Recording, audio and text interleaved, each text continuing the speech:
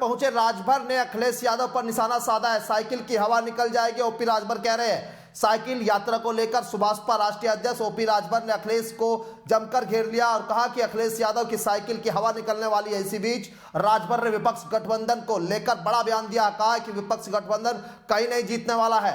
दरअसल ओपी राजभर कुशीनगर पहुंचे थे, जहां पर उन्होंने अखिलेश यादव और विपक्ष पर यह निशाना साधा। बयान आपको सुनाते एक बार। तब तक कह रहे हैं उस पर वो अडिग नहीं है। उदाहरण देख लीजिए, आप देखिएगा साइकिल जो उनकी यात्रा है वो उसकी हवा निकल जाएगी।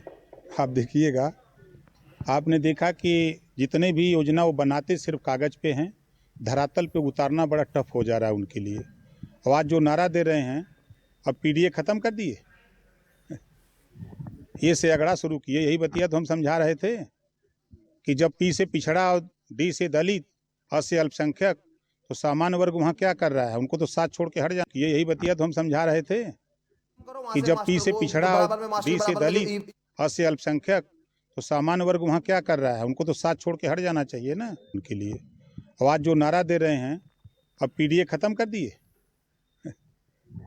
ये से अगड़ा शुरू किए। यही बतिया तो हम समझा रहे थे कि जब पी से पिछड़ा और डी से दलित, अ से अल्पसंख्यक, तो सामान्य वर्ग वहाँ क्या कर रहा है? उनको तो साथ।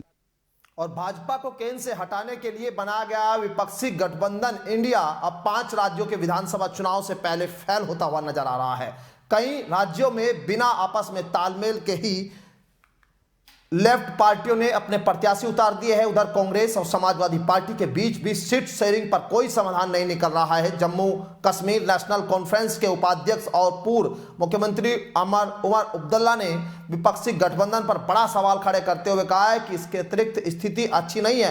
कहा है कि हाल ही में समाजवादी पार्टी और कांग्रेस के बीच जो टकराव सामने आया है वह गठबंधन के लिए सही बिल्कुल नहीं है। उमर ने कहा है कि हो सकता है कि 5 राज्यों के चुनाव के बाद बातचीत का एक और दौर चलेगा और इन चीजों को सुलझाने की कोशिश होगी।